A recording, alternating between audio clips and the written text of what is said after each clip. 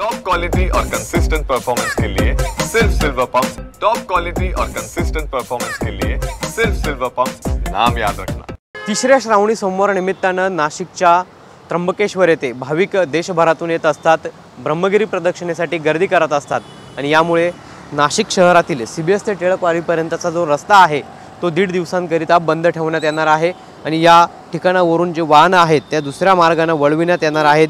खरं तर देशभरातील लाखो भाविक जे आहेत ते श्रावण महिन्यातील येणाऱ्या तिसऱ्या श्रावण सोमवारी ब्रह्मगिरी या ठिकाणी मोठ्या प्रमाणात गर्दी करत असतात।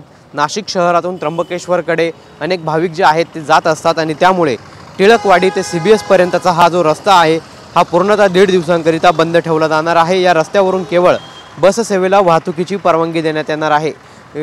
बस सेवेव्यतिरिक्त इतर कोणालाही या मार्गावरून परवानगी नसणार असून अशा पद्धतीचे आदेश देखील पोलीस आयुक्तालयाकडून देण्यात आलेले आहे।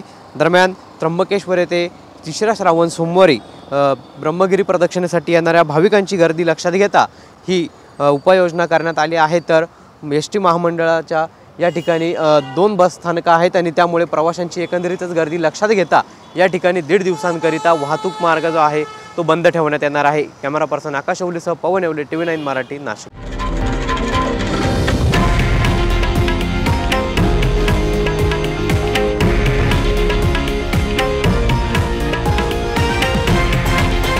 हे आहे देशातील नंबर 1 न्यूज नेटवर्क आणि आपण पाहत आहात TV9 मराठी, एकमेव।